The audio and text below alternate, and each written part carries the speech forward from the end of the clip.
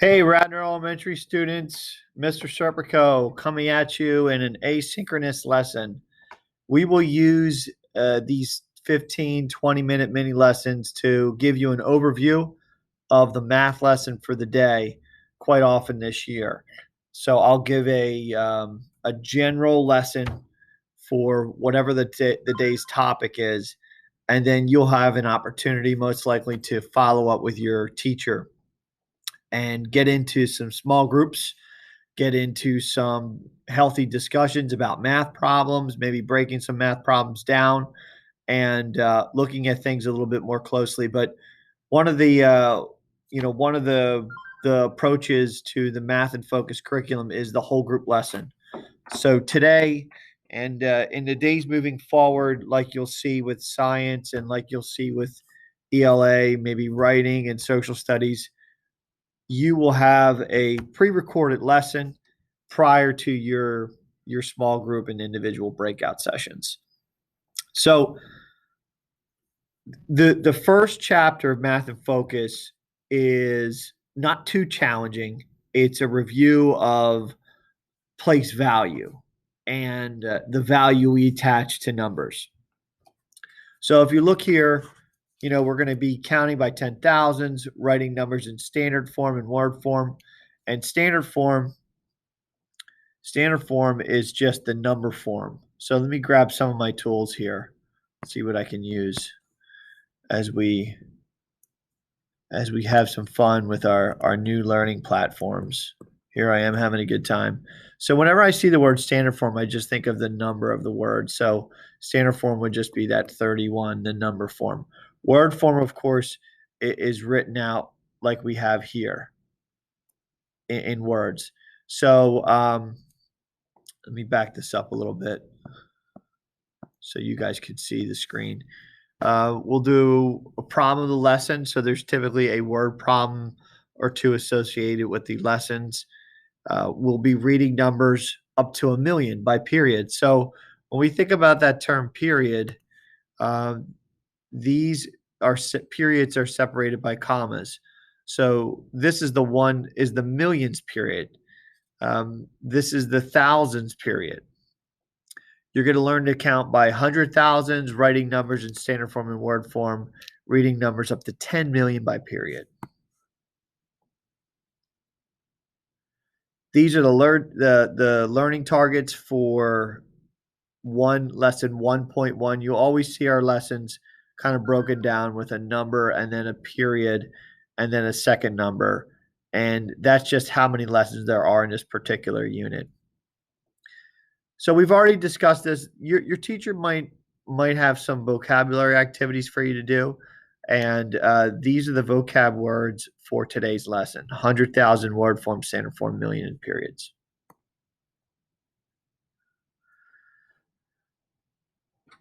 So we've got some digital tools here, virtual manipulative. So it says use chips to count to 9,000 using thousands chips. So we're going to hop right into going all the way up to the thousands place. So let's see if this works. If I put the pen away, and let's see if I can drag and drop these. So I got 1, 2, 2, 3, 4, 5, 6, 7, 8, and 9. And then let's see if I can erase this. Again, we're all getting used to our new tools here. So the next one says to clear it off and count to 20,000. So I went ahead and did that. And if I just put 2 of these purple chips into 10,000, then that would represent the 20,000. Next slide, numbers to 10 million. Count along as student counts to 90,000 using 1,000 chips. Figure out what to do when you want to show 100,000. And then down here it says, what is 10,000's equivalent to? So to do this problem, we're going to just grab green here and we're going to do 90,000. So 10, 20, 30, 40, 50, 60, 70, 80, 90,000. So there's our 90,000, right? If I wanted to show in numbers 90,000. And it says figure out what to do when you want to show 100,000. So if you had to add another chip, forgive me. If you wanted to add another chip, another 10,000 chip to this pile of your 10,000s, then what's that going to do? Well, it's going to change the number. It's going to move the place value. So really, we could just, if you add 10,000 to 90,000, you've got that 100,000, right? So the virtual model would then just, you drop these back out, drop these manipulatives back out in your pile here, and grab this eraser, change this back, grab my pen back, and this would be 100,000. And this is in what? This is in standard form, right? Because it's the number form of the word. And let's see what's behind this box. What is 10,000 equivalent to? 100,000, as we said, in standard form. And then this is called number and word form. So we're back. Sorry, we're getting a few interruptions. Teachers coming and going a little bit. It's great to see everybody, just like it was great to see all of you picking up your materials last week. So this sheet here, this page, again, just doing some of the guided learning part. You've got a young lady counting by 100,000s, 100,000, 200,000. So skip counting here. You could guess what would be behind here would be 400,000, 500,000. And then over here, you're looking at a different form of the number. As we mentioned, part of the vocabulary with lesson 1.1 is the word form. So there you got your 600,000, and down here, you've got your 900,000. I'm not going to do every slide on the PowerPoint or on the smartboard file, rather, because your teachers in your small groups may be using some of these very same slides to conduct their small groups. But I do want to do a little more guided practice with you as part of the whole group. So let's take a look at this page here together. It's kind of busy, but if you just take it one thing at a time, break it down, be a math mechanic, I like to talk about. You know, you're driving down the road and your car breaks down and you needed to get up and running, and you start troubleshooting. You start going through one thing to the next thing. Is it out of gas? Is there an engine problem? Does it have a flat tire? So when you're a math mechanic, you just have to look at the whole picture and then just start to break these problems down. So start at the top, 1.1, numbers to 10,000 or 10 million rather. Write the numbers in standard form and word form. Again, two of our big math terms with chapter 1. We've got our place value bracket here that we've been practicing with a little bit, from 100,000s down to ones. I can look at my chips, and that can help me determine how I would write this in standard form. So starting at the 100,000s place, it looks like we've got 6 there. In the 10,000s, it looks like we've got 5 there. In the thousands, we've got 3. Hundreds, we've got 1. Looks like I buried that 1 there. You, of course, have 0 tens, and you've got 4. Oops. These buttons are a little sticky. You've got 4 ones. So you've got 2 periods here. You've got the thousands period. And I'll start there. You got 653,104. 653,104. We try not to say the word "and" when we're saying numbers unless there's a decimal. And this is, of course, is just a comma. So you've got your manipulatives here. You've got your standard form of a number, and then you've got your word form or number and word form down here.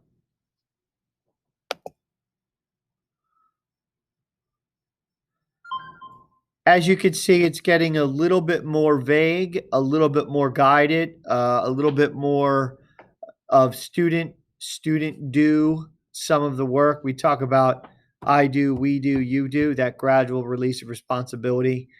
So in this one, we've got manipulatives, and then we've got the periods that you'll have to fill in, and you've got your digital chips that you'll figure out how to plug in this number, how to create this number both in Word form and in standard form. Again, I'm going to leave a few of these blank so that your teachers can go through them with you in your small group lessons. Still looking at numbers up to 10 million, making a prediction, then matching and watching as I show the value of each period. So numbers up to 1 million by periods. And this is, of course, just the ones period. So this is the thousands period. So ones, tens, hundreds, thousands, 10,000s, 100,000s. So what would this number be? To read a 6-digit number, you begin at the left, read the first 3 digits as a 3-digit number plus the word 1,000. So you would say 667,000 because it's in the thousands period. Then you'd read the last 3 digits without the and, 707. So behind this green box is the standard form of the number and the standard form of the ones period, and this is your thousands period. And then down here, we've got drag the comma break in between the period. So you just drag this up into there. I'm sure your teacher will give you some opportunities to do some guided practice and some independent practice, maybe even some partner work when you get into your breakout room groups today. As a whole class, let's read these numbers aloud. So I'll do the first one, and then when you get with your groups, your teachers will give you an opportunity to read some numbers aloud. So you would say 325,176 because this is in the thousands period. Let's jump down to number 6, 906,096.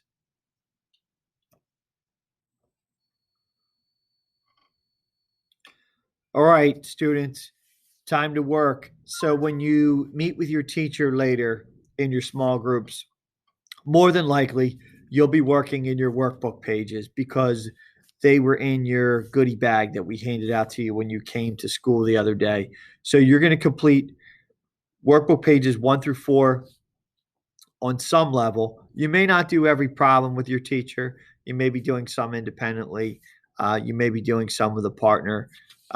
It says independently and silently. Obviously, this was built for being in the classroom, but I'm sure your parents would love you working silently at home.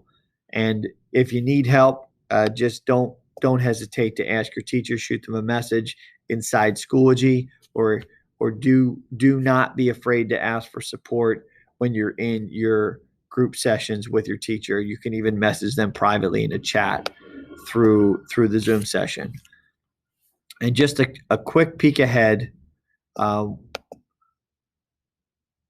we will be going into tomorrow, lesson 1.1, day 2, you'll go up to 10 million. So thanks for tuning in for the very first math lesson with Mr. Serpico. On behalf of all your teachers at Radnor Elementary School, good luck. Don't forget to study your vocabulary. Don't forget to try hard in your practice sessions and participate as much as you can. Thank you, kids, and have a great day. So there you have it. Radnor 5th graders, our very first math video lesson is officially in the books. And one of the things we wanted to ask you to do as students, as active students during these lessons, is take notes on what you're learning about. Take notes on the vocabulary.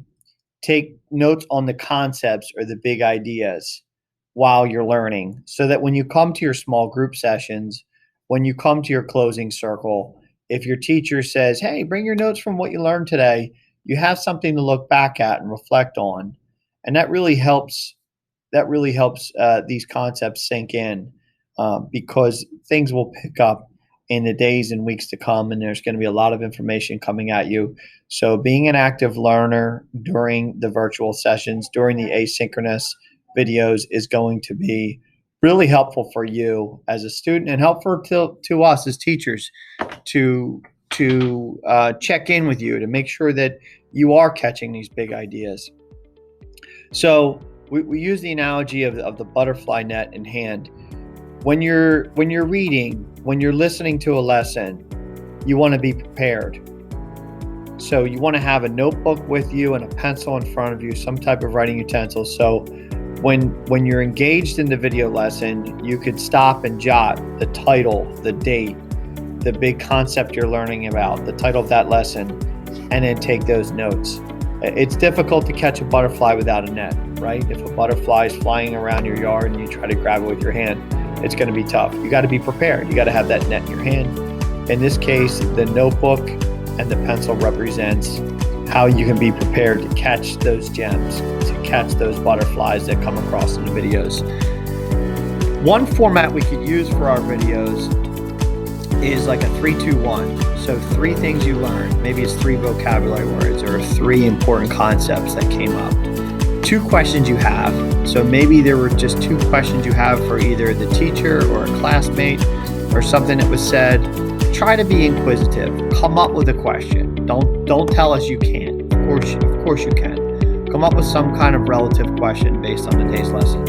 And then maybe one thing you need to explore. Maybe I mentioned something really quickly and glazed over it, and I said I would come back to it. Maybe we said that you would get an opportunity to do a word problem in the small group. So one idea to explore, 3-2-1. Let's try that. Let's try to build a system around this new type of virtual learning model where you're taking notes as you're learning. You can pause and rewind, and then that 3-2-1. So 3 things you learned, 3 facts, 3 important ideas, 2 questions you have, and then 1 idea to explore. All right, great first session, and have a wonderful day.